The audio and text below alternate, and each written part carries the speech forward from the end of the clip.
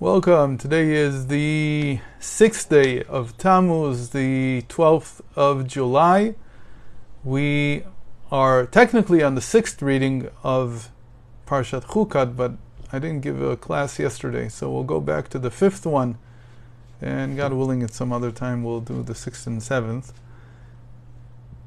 The 5th reading is highlighted by the story with the snakes that plagued the people. And this happened right after Aaron's death. The people were attacked, the Israelites were attacked by Canaanites, and then after that they were attacked by the snakes, and we discussed the fact that this tells us that the clouds of glory that protected them were in merit of Aaron, and when he passed away, these clouds disappeared. And so they had to be returned by Moses, and Moses' merit. And we said a lot of this week's Torah portion has to do with life after death, meaning that how we take upon ourselves some of the traits of those who have passed on, and we can continue them, and that's called ibur neshama, a impregnation of a soul. So the story with the snakes is very interesting because it's one of the places where anyone who studies Torah from the sages knows that there's something amiss about this story. And the thing that strikes you the most probably is the fact that Moses, in order to heal the people that had been bit by snakes, makes a copper snake. And everything that goes around with that copper snake, and that we all know that copper snake became the symbol of medicine. It's not just some kind of, it's a universal symbol. But when you read the verses, read them carefully, you'll see that God never told him to make a copper snake. In verse 8, it says, Numbers 21, verse 8, God said to Moses, make yourself a venomous snake and put it on a pole, and let whoever was bitten look at it and they will live. So there's no mention of the fact that this snake on a pole is supposed to be made out of copper. It could be made of anything, maybe out of gold, out of silver. Why did Moses make it out of copper? Next verse we read, Moses made, Numbers 21 verse 9, so Moses made a copper snake and put it on a pole. If a snake had bitten a man and he looked toward the copper snake, he lived. How did Moses know to make this out of copper?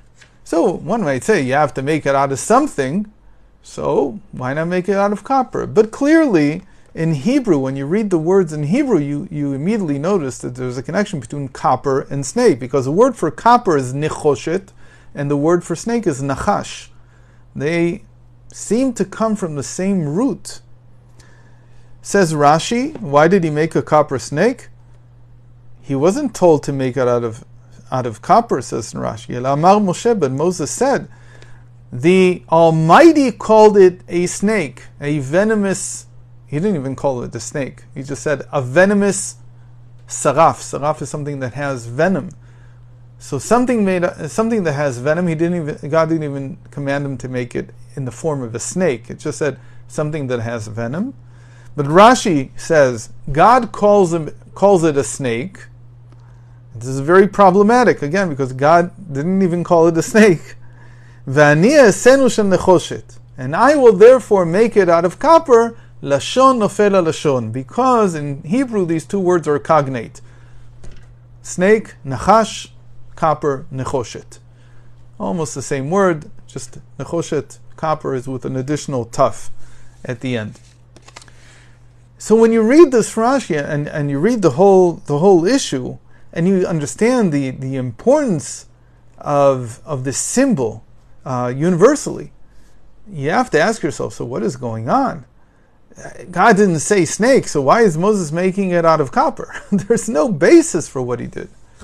So where is this coming from? So to understand this, we have to take a step back. And we have to understand the interplay between the oral Torah and the written Torah. The oral Torah was given to Moses as a set of principles and also many particular cases, their verdict, which is this way or that way, when he was on Mount Sinai. He received both the written Torah and he received the oral Torah, both in the form of principles by which to learn and study and extrapolate from the written Torah, as well as cases that he was told the verdict of.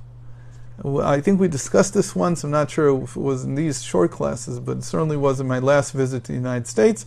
I talked about how the oral Torah in the form that we have it, the early form that we have it, which is case studies.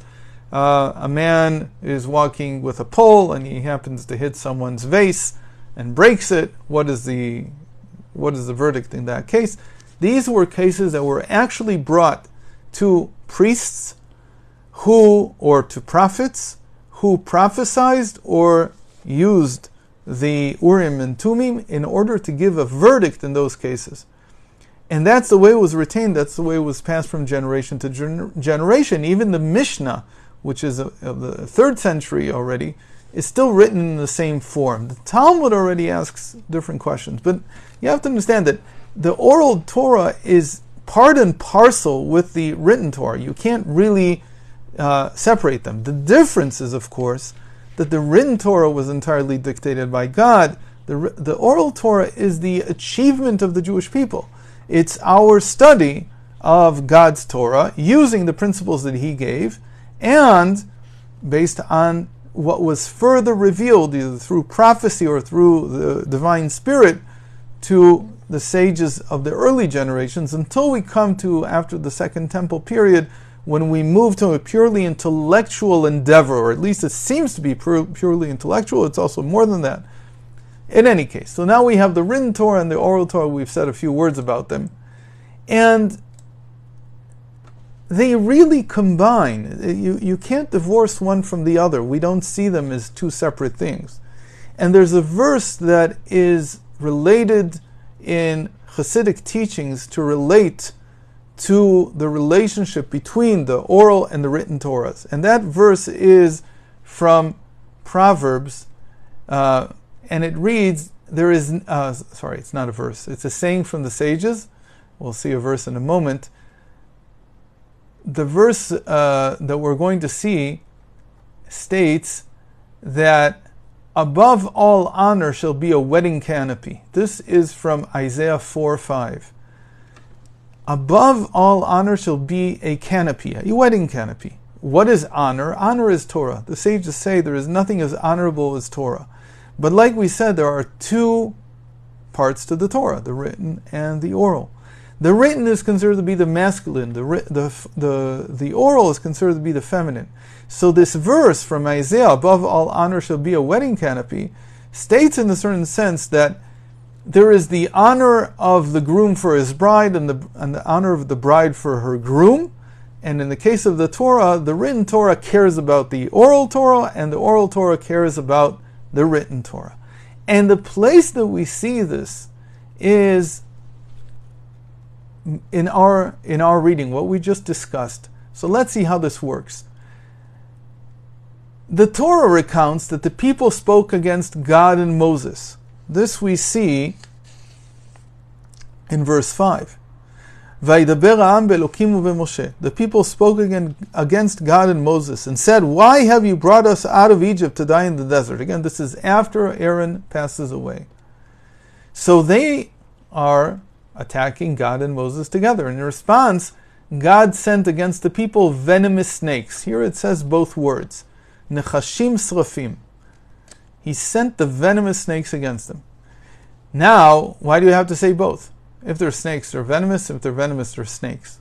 So, the way this is explained is, snakes were because of their words against God, and venomous because of their speech against Moses. How do we understand this? Because Moses is the Torah scholar. He's the representative both of the written Torah, but mostly here he's the representative of the oral Torah. He's the first sage of the oral Torah. And about a Torah scholar, the sages say, a Torah scholar whose hiss is like a venomous serpent. What does that mean? It means that every word that they speak, we consider it to be very potent. It can be venomous in the sense of destructive, but we don't look at it that way so much. We look at it more as it has impact. You feel it.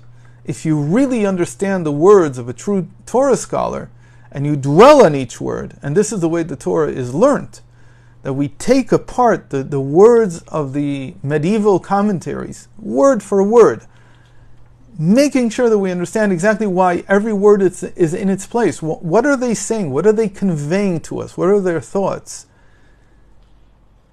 If you treat it like a venomous serpent, meaning that you treat every even hiss that they say as something that has potency, then you begin to understand what the written Torah is saying.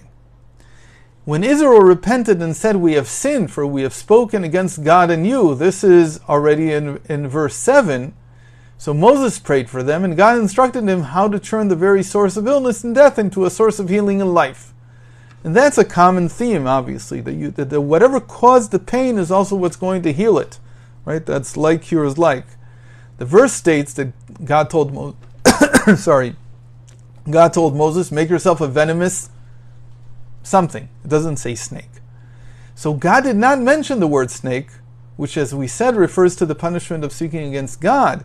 Meaning that God, when he says, I'm going to make a venomous, what is he saying? He's saying, I'm protecting Moses' honor. The venomous is the part that relates to the Torah scholar, not to God.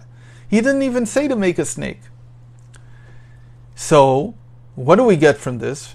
For his part, Moses did the opposite.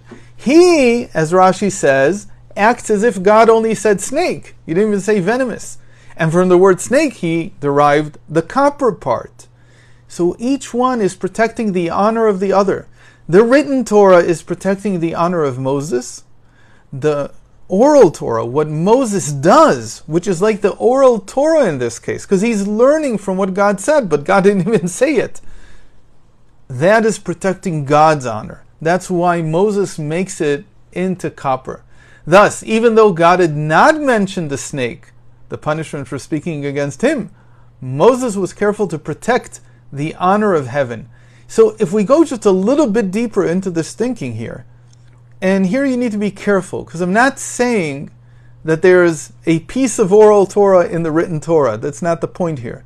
The point here is to look at the written Torah, understand that it already introduces the concept of an oral Torah. It's not saying that this is the oral Torah, it's just saying that this is how it works. So it explained that God indeed said to Moses, "Make yourself a venomous snake." God did say the word snake, but the Torah text shortened his words and omitted the word snake, leaving it just protecting the honor of Moses. This was in response to the spirit of the people, which grew short-tempered on their journey. So if they're short-tempered, measure for measure, God too speaks in short language, and he says just venomous without mentioning the snake.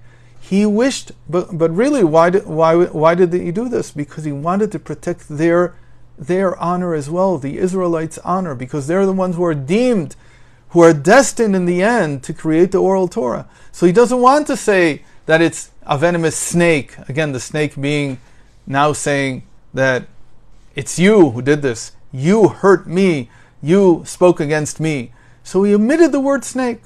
Thus what God actually said to Moses is revealed only through the oral tradition. We can refer to this special phenomenon as the oral aspect of the written Torah. It's all written Torah, but it's like the Torah is already teaching us how to construct the oral Torah, how to think about it. You have to understand the principles. The principle is that God is always interested in protecting the honor of the Torah scholar, of the Israelites, and the Israelites and the Jews are always interested in protecting the honor of God. So this we might call the oral aspect within the written Torah. For his part, Moses' derivation from the missing word a snake. The snake placed on the pole was made of copper, as if God had said snake. that is written explicitly in the written Torah's text, right? We saw this in verse 9, because that's what Moses made. He made a copper snake. And thus the words, Moses made a copper snake, designate the written aspect within the oral Torah, meaning that Moses is learning. The way he learns is brought here in the written Torah. So the written Torah is teaching us how the oral Torah actually works. This is one of the most beautiful examples where we have something that after 3,000 years after the Torah is written becomes the staple of how you study Torah. And here we have an example of it written into the written Torah itself. And again, the point is that God didn't say the snake. Moses took that omission, and he, from that, learned that the snake should be made of copper. And the whole idea of why did God not even mention the snake was because it was in response to the impatience of the Israelites, and he didn't want to diminish their honor. He didn't want to hurt their honor. So therefore he said it in short words, just venomous. And venomous, by saying that, he was protecting the honor of Moses himself. So we have this beautiful example here. If it's a little hard to follow, I understand that this is like one of the hardest things I've tried to teach here. If it's a little bit hard to follow, please go to the Patreon and download the articles for this week's Wonders. They're in print form there. You can see it as a PDF that you can print out. And this is on the 5th reading. And read it carefully until it sticks, because it's one of the deepest examples I've seen, from Rav Ginsburg at least, about the oral Torah already within the written Torah. How you see an oral tradition already within the written Torah. And with this, we end this week's classes. I hope to see you next week. In the meantime, Shabbat Shalom, good Shabbos to everyone. And I'll see you, God willing, on Sunday. All the best.